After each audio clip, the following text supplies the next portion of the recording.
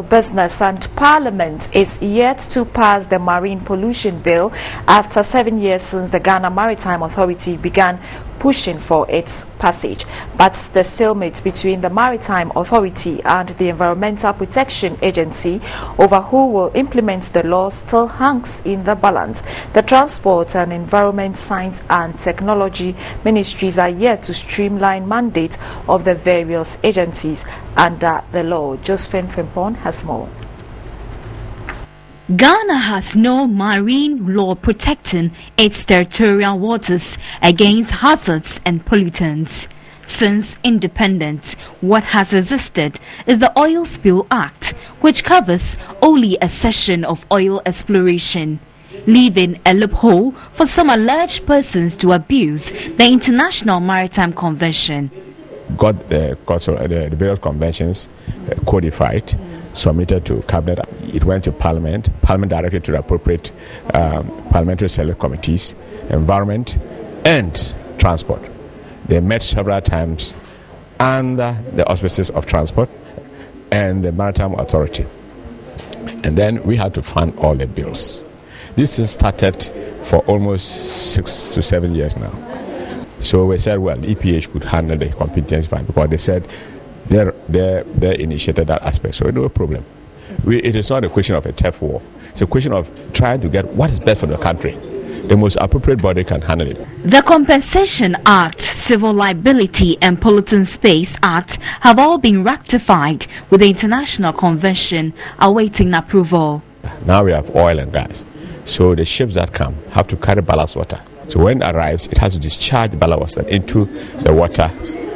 And the ballast water must be containing invasive species that will destroy the organisms that the fish feed on.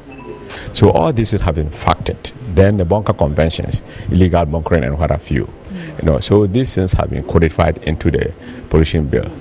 Until a clear mandate for environment, science and technology and transport ministries, the challenge of ownership for right for implementing the law is addressed.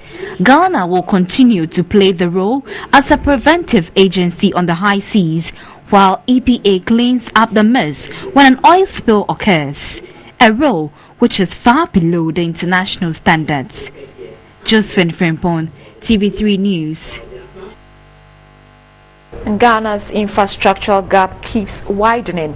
Constraints in growth of the economy is further challenging infrastructure development. Public-private partnership initiative is being pushed to bridge the gap through innovation. The provision of public infrastructure and services has been viewed as government responsibility. However, given limited budget resources, the huge deficit in infrastructure cannot be met by the public sector alone through budgetary allocations.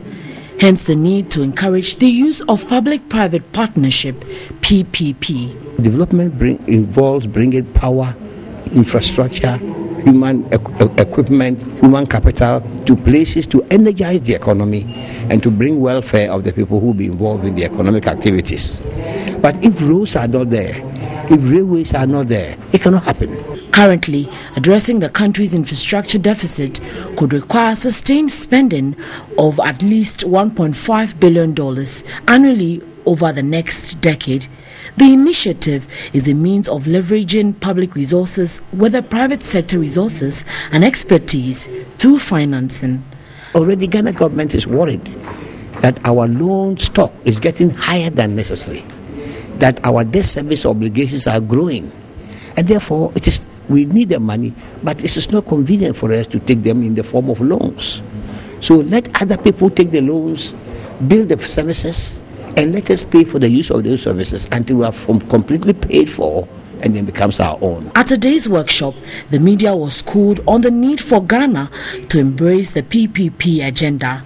Projects are underway for a feasibility study on the effectiveness of the policy